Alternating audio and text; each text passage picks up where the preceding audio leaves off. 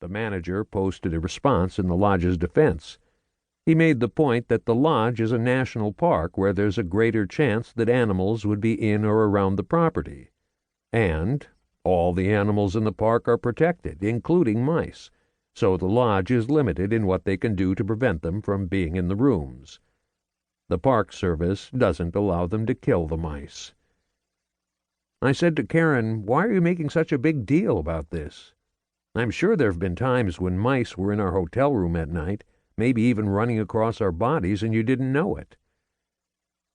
This, I'll admit, was a poor choice of words. She pulled her shoulders close to her ears and shivered as if she'd stuck her tongue in a light socket. I tried a different approach. "Karen, sweetie, you'll have to get used to roughing it a little. There might be rodents in our future." I can't wait to see what she does when we see our first tarantula. Your friend, Matt. Note to listener. There's something you should know about Karen.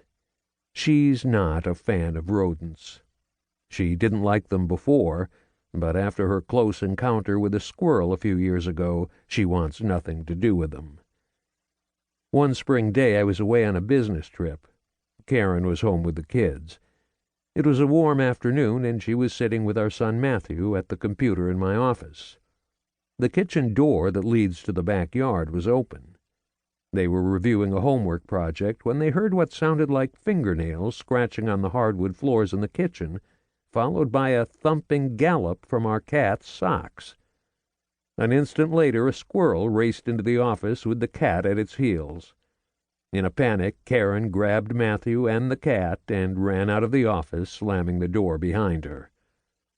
Her plan was to leave the squirrel in my office and let me deal with it when I got home in a few days.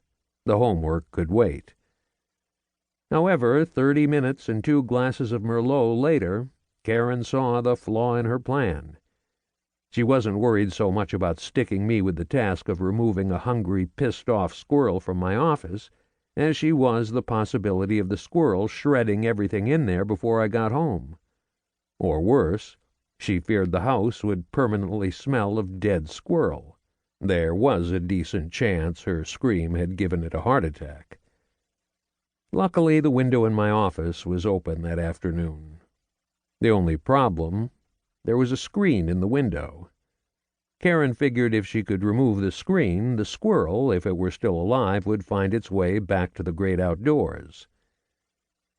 My office was on the first floor, so she was able to remove the screen easily from the outside. Standing in the backyard at a safe distance, she watched the open window, but no squirrel appeared. Venetian blinds were down, covering the window opening. Karen thought, if I just reach in and pull the cord on the blinds, I can raise them enough for the little rodent to see his escape route.